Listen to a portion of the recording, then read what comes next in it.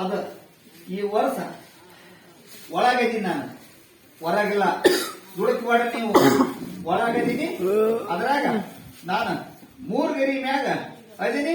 ಈ ವರ್ಷ ಅದನ್ನ ಬೈಲಿ ಕುಂತ ಅದನ್ನ ನಾನು ಮೆರಿತೀನಿ. ಆದ್ರೆ ಏನಂದ್ರ ಇದನ್ನ ಇನ್ನ ಬಾಯಿ ಸದ್ಯ ಕೊಡಗಲ್ಲ. ಇದು ಒತ್ತು ಮೆರಿಬೇಕಿದು 3 ವರ್ಷ.